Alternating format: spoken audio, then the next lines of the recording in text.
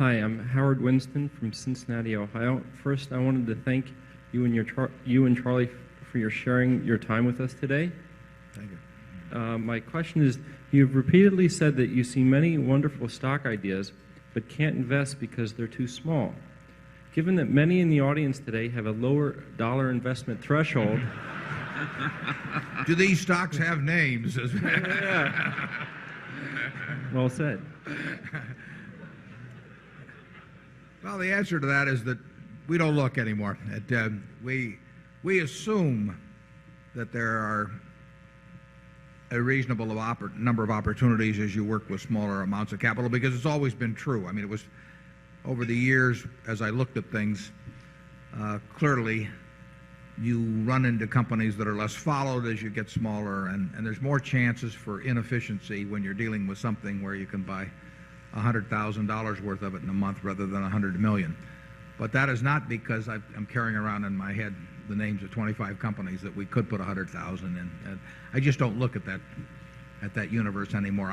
Sometimes people send me annual reports or get letters from managers, and they say, well, you know, I've got this wonderful thing, and I usually know ahead of time, but I mean, I would first look at the size, and if the size isn't right, and it isn't going to be virtually any time, I don't look any further, because there's just no time to be looking at all kinds of smaller opportunities. I do think if you're working with very small amounts of money that there almost always are some significant inefficiency someplace to find things that I've mentioned to some people. When I started out, I actually went through all of the Moody's manuals and the Standard & Poor's manuals page by page, and you know, it's probably 20,000 pages, but there were a lot of things that popped out, and none of them were in any brokerage report or anything of the sort. They were just plain overlooked, and you could find out about them, but nobody was going to tell you about them. And my guess is that continues to be true, but not on anything like the scale it was then. Charlie? Well, I can remember when you bought one membership in some duck club that had oil under it when you were young.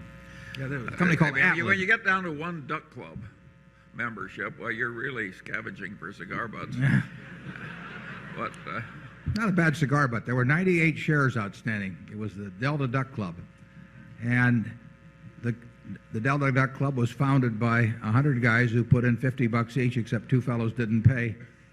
So there were only 98 shares outstanding. They bought a piece of land down in Louisiana, and one time somebody shot downward instead of upward, and oil and gas started spewing forth out of the ground. So they renamed it Atlas, which is Delta spelled backwards, which was sort of illustrated the sophistication of this group.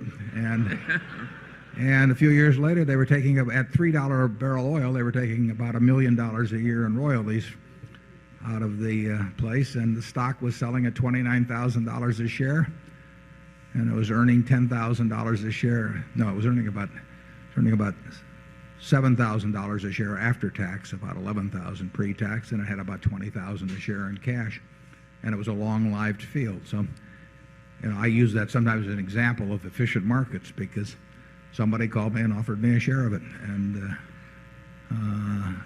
those things, you know, is that an efficient market or not? You know, $29,000 for $20,000 of cash plus $11,000 of royalty income at 25-cent gas and $3 oil. I don't think so. You can find things out there. I'll give you hunting rights on all my duck clubs in the future.